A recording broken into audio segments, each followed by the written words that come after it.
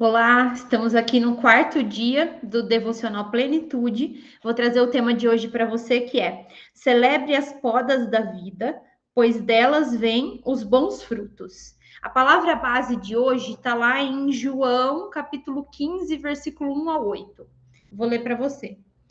Eu sou a videira verdadeira e meu pai é o agricultor. Todo ramo que estando em mim não dá fruto, ele corta. E todo que dá fruto, ele poda, para que dê mais fruto ainda. Vocês já estão limpos pela palavra que lhes tenho falado. Permaneçam em mim e eu permanecerei em vós. Nenhum ramo pode dar fruto de si mesmo, se não permanecer na videira. Vocês também não podem dar fruto, se não permanecerem em mim. Eu sou a videira, vocês são os ramos. Se alguém permanecer em mim e eu nele, esse dá muito fruto, pois sem mim vocês nada podem fazer. Se alguém não permanecer em mim, será como o ramo que é jogado fora e seca. Tais ramos são apanhados, lançados ao fogo e queimados. Se vocês permanecerem em mim e as minhas palavras permanecerem em vocês, pedirão o que quiserem e lhes será concedido. Meu Pai é glorificado pelo fato de vocês darem muito fruto, e assim serão meus discípulos. Agora eu vou trazer a reflexão para você. Que mensagem mais poderosa Jesus nos dá por meio desse diálogo que teve com seus discípulos pouco antes de morrer. Ele nos compara a um ramo de uma árvore, onde ele é a árvore em que o ramo precisa estar. Só quando estamos de verdade em Jesus, podemos gerar bons frutos em nossa vida. Precisamos ter sempre a consciência de que nossas experiências de vida adulteraram nossa identidade e, com isso, nosso caráter. Precisamos saber também que um caráter corrompido é bastante suscetível a uma vida marcada por erros, escolhas ruins e pelo pecado. Esses são nossos frutos, o que fazemos quando estamos sendo guiados pelo nosso coração humano, que insiste em ser insubordinado e independente de Deus. O primeiro passo para uma mudança dos frutos que estamos produzindo na nossa vida é a coragem e a humildade de reconhecer os frutos atuais e discernir sobre a qualidade deles. Quando olhamos para uma bananeira, não podemos esperar outros frutos pendurados nela senão bananas. Se você nunca viu uma bananeira, mas caminhando em uma mata vir bananas penduradas em uma árvore, rapidamente saberá que é uma bananeira. Com a vida, com a minha vida e a sua vida é do mesmo modo. Não adianta queremos convencer a nós mesmos e aos outros, colocando uma placa de eu sou santo, sou correto, sou honesto, sou generoso, sou humilde, sou bom.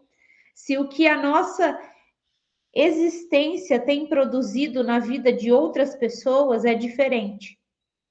Se nossas palavras e nossos comportamentos não são de santidade, honestidade, humildade e bondade, estamos só nos enganando, tentando enganar as outras pessoas e achando que estamos enganando a Deus.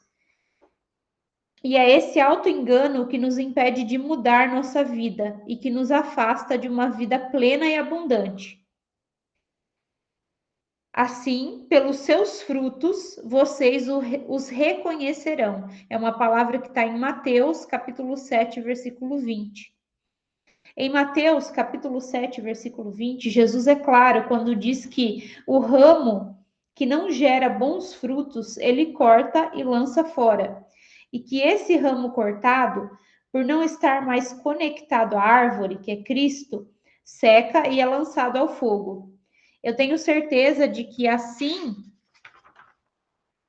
como eu, você jamais gostaria de ser como um ramo infrutífero, desconectado de Jesus e queimado. Então, sigamos todos os dias examinando nosso coração e nossos comportamentos, nos arrependendo quando erramos, pedindo perdão para Deus pelos nossos pecados e aos seres humanos quando erramos com eles, para que nosso ramo tenha vida e esteja sempre recebendo do néctar da árvore que é Cristo. O segundo passo é sermos intencionais na geração dos novos frutos. Precisamos saber que, todos os dias, do acordar ao dormir, temos que fazer escolhas certas, estar nos lugares certos, falar as palavras certas e nos conectarmos com as pessoas certas. Estamos o tempo todo gerando frutos. A questão é que nossos frutos só serão verdadeiramente bons se estivermos conectados à árvore da vida, Jesus. Não tem como nossa fonte jorrar água pura se ela não estiver recebendo água da fonte certa, da fonte pura e que gera vida, que é Cristo. Então, é arrogância imaginarmos que conseguiremos fazer as coisas certas se vivemos tendo uma vida distante da palavra de Deus, que nos ensina, nos exorta e nos constrange. É muito prepotente da nossa parte imaginarmos que venceremos o pecado e o coração orgulhoso sem tempo de oração, de joelhos no chão e coração quebrantado e arrependido diante do Pai.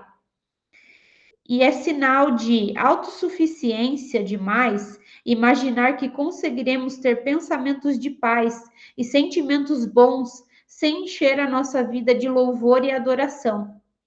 A verdade é que só somos capazes de uma vida que agrada a Deus quando buscamos de modo intencional todos os dias a nossa conexão com Ele. Esse tempo em que você está fazendo esse devocional tem também como grande objetivo criar na sua vida o hábito de todos os dias se alimentar da árvore que o sustenta, que é Jesus. O terceiro passo para sermos um ramo cujos frutos glorificam a Deus é recebermos com humildade e sabedoria as podas da vida e de Deus. Lembre-se de que todo que dá fruto, ele poda, para que dê mais fruto ainda. Quando estamos decididos a viver uma vida no centro da vontade de Deus para nós, quando entendemos quem somos nele e o que ele colocou em cada um de nós para que nessa terra nossa vida aponte para Cristo, precisamos saber que seremos podados constantemente pelo agricultor. Eu sou a videira verdadeira e o meu pai é o agricultor. João 15:1. Na agricultura, a poda é definida como a arte e a técnica de orientar e educar as plantas para regularizar a produção e melhorar a qualidade dos frutos. Que lindo, não é mesmo? É exatamente assim comigo e com você, quando Deus nos poda em nossa vida. Quando Ele permite que vivamos algumas situações de dor, Ele está nos podando. Muitas vezes essas situações são consequências dos nossos erros, são nossas colheitas. Outras vezes, não necessariamente nós fizemos algo para estar passando por uma grande poda. Por exemplo, quando enfrentamos um grande desafio, como algumas doenças graves ou, quem sabe, a perda trágica e repentina de uma pessoa muito amada. Mas a verdade é que Deus conhece exatamente o que Ele colocou dentro de cada um de nós. Ele sabe o que somos capazes de suportar e o que precisamos viver, ser podados, para que tenhamos nossa fé, nosso caráter e nossa resiliência alinhados aos grandes planos dele para nossas vidas e por meio de nossas vidas. Então, diante das dores e desafios que enfrentamos, precisamos perguntar o que é necessário mudar, o que é preciso aprender e como vamos crescer com a situação de dor, para que os novos ramos nasçam muito mais belos, fortes, resistentes e frutíferos do que eram antes. Nada é por acaso. Há propósito em tudo que vivemos. Quando olho para a minha vida, para todas as podas que eu tenho, para todas as podas que eu tenho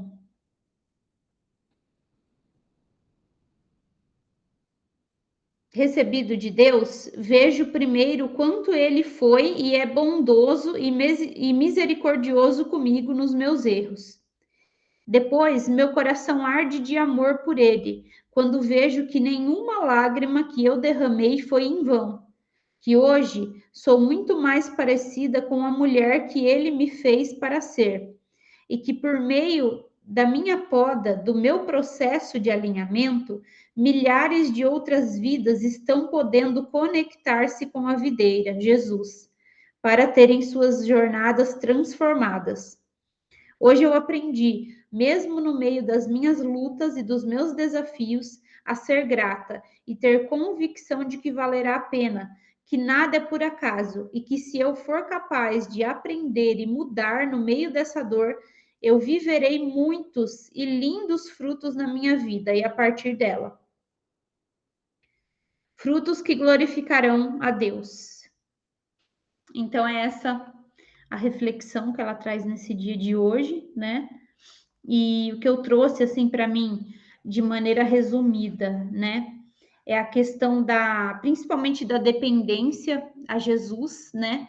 O que me chamou muita atenção foi aquela parte que ela fala no começo, que o nosso coração está sempre querendo, né? Nosso coração corrupto, enganoso, está sempre buscando a insubordinação a Deus e a independência, né? A insubordinação e a independência de Jesus. Então, assim, reconhecer que verdadeiramente é só por meio de Jesus, é só por meio da graça dele que a gente consegue ser livre dos nossos pecados e que a gente consegue também se conectar com Deus, né? Ele é o caminho para isso, tanto para o perdão, né? Para o perdão dos nossos pecados, para que a gente se livre daquilo que é ruim, para que nós sejamos limpos dos nossos maus frutos, né?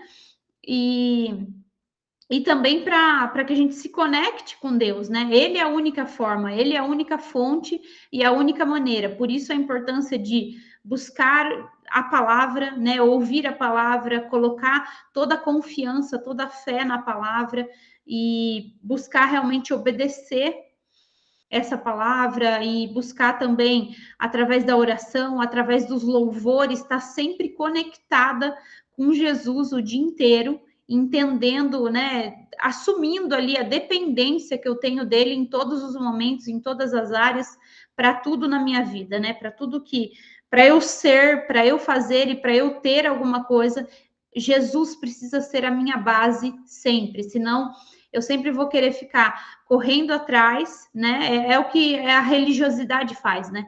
Sempre vou querer ficar correndo atrás pela minha própria força, sendo que eu não tenho nenhuma capacidade para isso, né? Por isso mesmo que Jesus veio. Então, para mim, vem muito forte essa parte, que eu acho que é a base, né? O começo de tudo, que é o que ela traz também como base.